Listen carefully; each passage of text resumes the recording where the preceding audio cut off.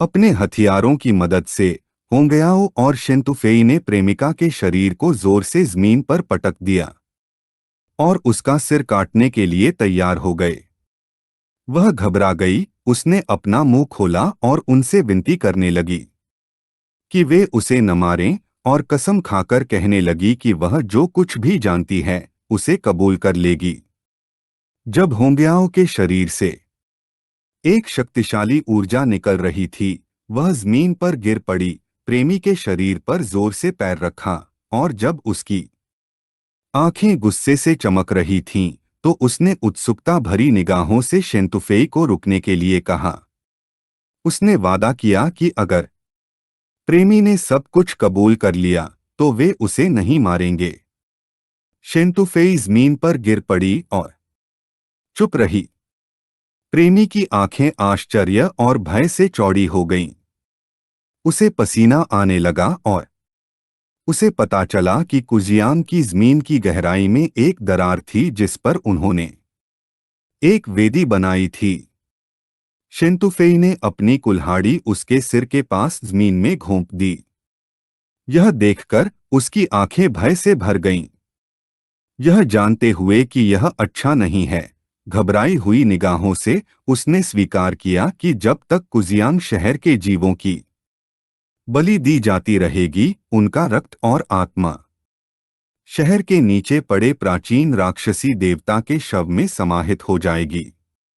और अगर ऐसा हुआ तो प्राचीन देवता पुनर्जीवित होकर दाजिया पर उतर सकते हैं।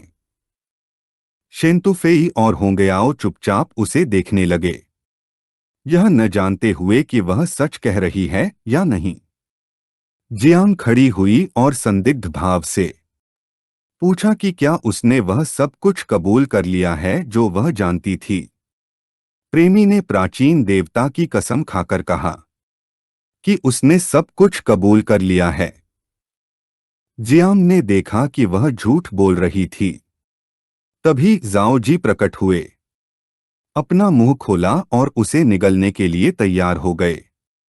प्रेमी ने अपना सिर उठाया और उसका ध्यान जाओ जी पर केंद्रित हो गया, जिससे वह घबरा गई, न जाने यह राक्षस कहां से आ गया। जाओ जी उस पर झपटा और उसे एक ही निवाले में निगल गया, यह स्वीकार करते हुए कि उसे प्राचीन देवता का हल्का सा स्वाद मिला है। उसके लिए वह कमोबेश खाने योग्य थी। मकड़ी रानी, जो मृत होने का नाटक कर रही थी, की आंखें आशा से चमकने लगीं। उसने पलटकर इस अवसर का लाभ उठाने के बारे में सोचा। अपनी आखिरी ताकत के साथ वह जमीन पर रेंगने लगी। जियांग पलटा और यह देखकर कि वह भागने की कोशिश कर रही है, उसे याद आया कि वह उसे लगभग भूल ही गया था। शांत भाव से उसने लिटिल नाइन को उसकी देखभाल करने का आदेश दिया। लिटिल नाइन प्रकट हुई और जब उसके शरीर से धुंध छंट रही थी, उसका ध्यान मकड़ी रानी पर केंद्रित था। वह मकड़ी रानी के ऊपर बैठ गई, एक हाथ उसके सिर पर रखा और दूसरे से मांस के टुकड़े नोचने लगी। इतने शक्तिशाली प्राणी का मांस चखकर लिटिल नाइन ने अपनी आंखें बंद कर लीं और खुशी से मुस्कुराए बिना नहीं रह सकी। मकड़ी रानी की आंखें भय और आश्चर्य से भर गईं, यह जानते हुए कि यह उसका अंत था। एक सिस्टम विंडो दिखाई दी, जिसने जियांग को 20 लाख अनुभव अंक प्रदान किए। तभी तियान युआन का अलर्ट एक प्रतीक के रूप में आकाश में फिर से प्रकट हुआ। होंग याओ का ध्यान लिटिल नाइन पर केंद्रित हो गया और उसकी आंखें भय और भ्रम से चौड़ी हो गईं। उसे विश्वास नहीं हो रहा था कि जियांग इतने भयानक जीवों पर नियंत्रण रखता है। शांतोफी ने पलटकर देखा और तियान युआन का अलर्ट देखकर तुरंत समझ गई कि दाझे पूरी तरह से अस्तव्यस्त होने वाला है। जियांग के बाल फिर से सफेद हो गए और उसके शरीर से कांटे निकलने लगे, जिससे वह जमीन पर घुटनों के बल गिर पड़ा। उसने एक हाथ उस पर और दूसरा अपनी बाह पर रखा और उसकी आंखें चमकने लगीं। होंग याओ जियांग के पास गया और चिंतित भाव से पूछा कि क्या वह ठीक है और उसके शरीर के साथ क्या हो रहा है। हमारे लड़के के शरीर से बुरी ऊर्जा निकलने लगी, जिससे वह अपने दांत भींचने लगा और दर्द से चीखने लगा। यह ऊर्जा और तीव्र हो गई, जिससे जियांग को भयानक दर्द होने लगा। जी गैंग, चाची तांग और बाकी लोग हमारे लड़के की ओर दौड़ने लगे। उन्हें समझ नहीं आ रहा था कि क्या हो रहा है। जियांग के शरीर से निकल रहे कांटे गायब हो गए। जी गैंग ने जियांग को अपनी बाहों में जकड़ लिया और उसकी आंखें चिंता से चौड़ी हो गईं। यह समझते हुए कि ये प्राचीन देवता के रक्त के इस्तेमाल के दुष्प्रभाव थे। उन्हें लगा कि उसे तुरंत जियांगन के सैन्य जिले के मुख्य अड्डे के अस्पताल ले जाना होगा, क्योंकि वहां सबसे अच्छे पुजारी और सबसे अच्छी औषधीय जड़ी बूटियां थीं। शियाओ की और चाची तांग हमारे लड़के को देखने लगीं, यह न जानते हुए कि वह ठीक होगा या नहीं। हांग याओ की आंखें चिंता से चौड़ी हो गईं। उन्होंने अपनी मुट्ठी अपनी छाती पर रखी और बताया कि द्वार नष्ट हो गया है। उन्होंने जियांग को अस्पताल ले जाने में मदद की पेशकश की। उनके बगल में खड़ी शांतो फेई ने भी मदद की पेशकश की। गंभीर नजरों से जी गैन ने उनके सामने हाथ रखा और उनसे कहा कि वे यह न भूलें कि उन्हें अभी भी शहर की जमीन के नीचे दरार का ध्यान रखना है। शियाओ की जियांग के बगल में बैठ गई, अपने हाथ बढ़ाए और अपनी शक्ति का उपयोग करते हुए हमारे लड़के को ठीक करना शुरू कर दिया। गुस्से से भरे भाव के साथ जी गैंग चिल्लाने लगा और शियाओकी को जियांग को ठीक करने का आदेश दिया। उसने जियांग के कीड़ों को बुलाया और बताया कि अगर वे अपने मालिक को बचाना चाहते हैं तो उन्हें जल्द से जल्द आना होगा और जियांग को अस्पताल ले जाने में उसकी मदद करनी होगी। पल भर में हजारों छोटे कीड़े उन्हें घेरने लगे। शियाओकी ने उपचार जारी रखा। जी गैंग जी ने दूसरों की ओर मुड़कर उन्हें युद्धक्षेत्र साफ करने का आदेश दिया। यह सुनकर उन्होंने सिर हिलाया। म्यू हेन की उस मीन पर घुटनों के बल गिर पड़ी और उसकी आंखें आंसुओं और उदासी से भर गईं। यह देखकर कि जियांग घायल हो गया है। शांत भाव से लियू सांदाओ उसके पीछे बैठ गईं, उसके कंधों पर हाथ रखा और उससे कहा कि जियांग की चिंता न करें, क्योंकि वह मजबूत है और उसे कुछ नहीं होने वाला, यह समझाते हुए कि अगर वह एक स्तर 9 के राक्षस को हरा सकता है तो उसे कुछ नहीं होने वाला। ज़ाई शुआनियू जो उनके पीछे खड़ा था उन्हें ध्यान से देखने लगा और कहा कि रोने का समय नहीं है, उन्हें जल्दी से जाना होगा और बाकी जानवरों को मारना होगा। हीलिंग बैरियर की शक्तियों की बदौलत प्रतिभाओं के घाव ठीक हो गए थे। जियांग वुशुआंग अवरोध से बाहर आया, अपनी मुट्ठी भींची और एक गंभीर दृष्टि से स्वीकार किया कि हालांकि वे अपनी तुलना जियांग चेन से नहीं कर सकते, फिर भी कुछ और राक्षसों को मारना हमेशा अच्छा होता है। यिन झांग ने मकड़ी रानी के खिलाफ लड़ाई में जो हाथ खोया था वह ठीक हो गया था। उसने अपनी मुट्ठी भींची और उत्तेजित भाव से सोचा कि जियांग वुशुआंग सही था। चूंकि वे जितना ज्यादा अपनी तुलना जियांग से नहीं कर सकते, उन्हें उतनी ही ज्यादा कोशिश करनी चाहिए। वांग याओ और शेन तुफेई भूमिगत वेदी पर पहुंचे और अपने हथियारों का इस्तेमाल करते हुए उन्होंने वेदी पर शक्तिशाली वार किए, जिससे वह टुकड़े टुकड़े हो गई। मलबे से बुरी ऊर्जा निकली और प्राचीन देवता की आंखें क्रोध से चमकने लगीं। उन्हें विश्वास नहीं हो रहा था कि उन्होंने उनकी वेदी को नष्ट कर दिया है। क्रोधित दृष्टि से उन्होंने हुआंग याओ को कुतिया कहा। यह सुनते ही उसने प्राचीन देवता पर एक शक्तिशाली वार किया, जिससे ऊर्जा आधी हो गई। शेन तुफेई जो पीछे खड़ा था उन्हें देखने लगा और कुछ आश्चर्यचकित हुए बिना नहीं रह सका। उसके लिए यह कोई आश्चर्य की बात नहीं थी कि वह दिव्य तलवार के राजा की शिष्या थी। देवता ने बताया कि हालांकि उसकी वेदी नष्ट हो चुकी थी और वह अपनी पूरी शक्ति का प्रयोग नहीं कर सकता था, फिर भी वे उसे हराने के लिए बहुत कमजोर थे। उसकी बात पूरी होने से पहले ही शेन तुफेई ने अपनी कुल्हाड़ी जोर से घुमाई और देवता को बकवास बंद करने का आदेश दिया। देवता की आंखें क्रोध से फैल गईं। यह देखकर कि वे असभ्य थे, उसने उनके साथ खेलने की इच्छा खो दी। तभी प्राचीन देवता की ऊर्जा जमीन में प्रवेश करने लगी। हुआंग याओ का ध्यान उस पर केंद्रित था और वह घबरा गई, यह न जानते हुए कि यह आदमी क्या करने की कोशिश कर रहा है। देवता हंसने लगे, यह बताते हुए कि इस बलिदान से उसे कोई नुकसान नहीं होगा क्योंकि उसके पास और भी मजबूत होकर लौटने का पूरा समय और अवसर है। हुआंग याओ की आंखें क्रोध से चौड़ी हो गईं। उसे यकीन नहीं हो रहा था कि प्राचीन देवता बिना लड़े भागना चाहते थे। उसने उनका पीछा करने की कोशिश की, लेकिन शेन तुफेई ने अपना हाथ उनके कंधे पर रखा और एक गंभीर नजर से स्वीकार किया कि देवता सही थे क्योंकि उनकी मौजूदा शक्ति से वे उन्हें ज्यादा नुकसान नहीं पहुंचा पाएंगे। वह जानता था कि उन्हें इस दरार को जल्द से जल्द पाटने के लिए महान मार्शल देवता को महान स्वप्नद्रष्टा को जगाना होगा।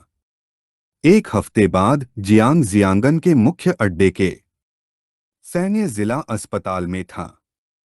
उसका शरीर एक विशेष तरल में डूबा हुआ था और उसे वेंटिलेटर से जोड़ा गया था। गंध और उपकरणों को देखकर उसे यह समझने में देर नहीं लगी कि वह अस्पताल में है। उसे याद आया कि कैसे वह प्राचीन देवता का खून पीने के बाद युद्ध के मैदान में थकान के कारण बेहोश हो गया था। उसे नहीं पता था कि कितना समय बीत चुका था या स्थिति कैसी थी। जियांग को जागते हुए देखकर नन्ही नाइन प्रकट हुई और मुस्कुराते हुए उसे गले लगा लिया, यह समझाते हुए कि अब सब कुछ शांत हो गया है, और यह भी बताया कि उसके छोटे कीड़े प्रजनन भी कर सकते हैं।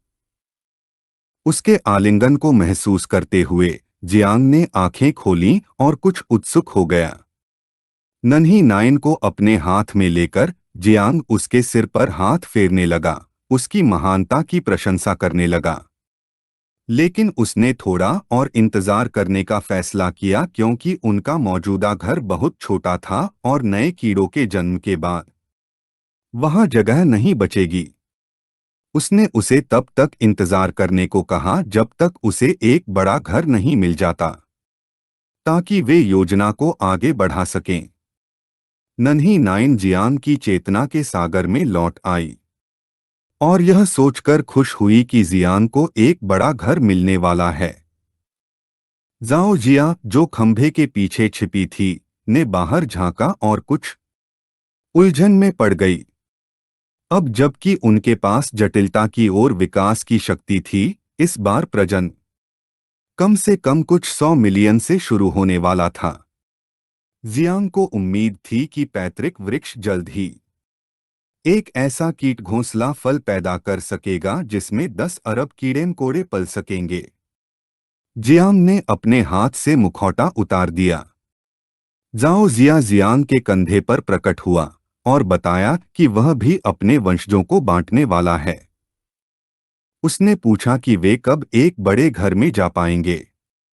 जियांग का ध्यान जाओ जिया पर केंद्रित था। उसने मुस्कुराते हुए पूछा कि क्या वह लिटिल नाइन के साथ रहने में सहज नहीं है। वह अपनी उंगली से उसकी ओर इशारा करने लगा और उसे अपनी बहन के बाहर जाने तक इंतजार करने को कहा क्योंकि तब वह उसे अपना कमरा दे दो। गुस्से से भरे भाव के साथ जाओ जिया ने अपनी बाहें पार करते हुए कहा कि वह अब बड़ा हो चुका है उसे समझ नहीं आ रहा कि जियांग हमेशा अपनी बहन का बचा हुआ खाना ही क्यों छोड़ जाता है। हमारे लड़के ने वादा किया था कि कुछ समय बाद वह जाओ जिया को 9 प्रकाश के अभयारण्य में ले जाएगा और राक्षसों और देवताओं का एक बुफे खाएगा। जाओ जिया जियांग की छाती पर खड़ा हो गया और समझाया कि जब तक खाना है इंसान को परवाह नहीं होती कि वह कहाँ रहता है। जियांग ने अपना हाथ अपने चेहरे पर रख लिया और कुछ उलझन में पड़ गया, यह महसूस करते हुए कि कई बच्चों वाले परिवार का पिता होना कितना मुश्किल है। जियांग के शरीर को जिस तरल पदार्थ में डुबोया गया था उसकी ओर इशारा करते हुए जाओ जिया ने पूछा कि क्या वह इसे पी सकता है। जियांग का ध्यान तरल पदार्थ पर केंद्रित हो गया और उसने समझाया कि देवताओं और राक्षसों से मिलने वाला तरल पदार्थ उच्च गुणवत्ता का होता है, लेकिन यह कम से कम तीसरे दर्जे का था, जिससे जाओ जिया को अगर वह चाहे तो इसे पीने की अनुमति मिल गई। जाओ जिया ने अपनी आंखें बंद कर लीं और तरल पदार्थ पीने लगा। उत्सुकता भरी निगाहों से जियांग मुस्कुराने लगा और पूछा कि इस तरल पदार्थ का स्वाद कैसा है और क्या इसमें किसी बूढ़े पिता के पैरों की गंध नहीं है। यह सुनकर जाओ जिया ने पीना बंद कर दिया और कुछ उलझन में पड़ गया। फिर वह उछल पड़ा और सैकड़ों छोटे छोटे भृंग प्रकट हुए। यह देखकर जियांग की आंखें आश्चर्य से चौड़ी हो गईं और वह स्तब्ध रह गया। अपनी उंगली से जियांग ने सिस्टम विंडो खोली। इससे पहले युद्ध के मैदान में उसे जाओ जिया की क्षमताओं की ध्यानपूर्वक जांच करने का समय नहीं मिला था, इसलिए उसने अब उनका अच्छी तरह से अध्ययन करने का लाभ उठाने का फैसला किया। सिस्टम विंडो से पता चला कि वह समय की नदी के उद्गम पर पैदा हुई थी और एक आदिम स्रोत के साथ समय के समान स्तर पर विद्यमान थी। जियांग उत्सुक हो गया, यह न जानते हुए कि क्या वह सभी चीजों के पूर्वजों के वृक्ष के समान स्तर पर थी। जियांग ने अपनी बाहें क्रॉस कीं और ध्यान से पढ़ने पर उसकी आंखें जिज्ञासा से चौड़ी हो गईं। उसे एहसास हुआ कि एक आदिम स्रोत के रूप में उसके पास अन्य छिपी हुई क्षमताएं थीं, लेकिन उसकी प्रतिभा एक रहस्य बनी रही। उसे समझ नहीं आ रहा था कि उसकी प्रतिभा को देखने के लिए जीवंतर की छलांग लगाना जरूरी है या नहीं, इसलिए उसने जाओ चेन को आदेश दिया कि वह एक पल के लिए बाहर निकल आए। एक छोटा और प्यारा कीड़ा हमारे लड़के की ओर उड़ने लगा। तभी जाओ चेन मानव रूप में प्रकट हुई। जियांग का ध्यान उस पर गया और उसकी आंखें आश्चर्य से चौड़ी हो गईं। जाओ चेन हमारे लड़के के पास गई, अपना हाथ उसकी छाती पर रखा और उसे प्यार भरी नजरों से देखने लगी। यह देखकर जियांग घबरा गई और खुद को शर्माने से नहीं रोक पाई और कहा कि वह उसके कुछ ज्यादा ही करीब थी। जाओ चेन ने अपनी आंखें बंद कर लीं, अपने हाथ जियांग के सिर पर रखे और माफी मांगी।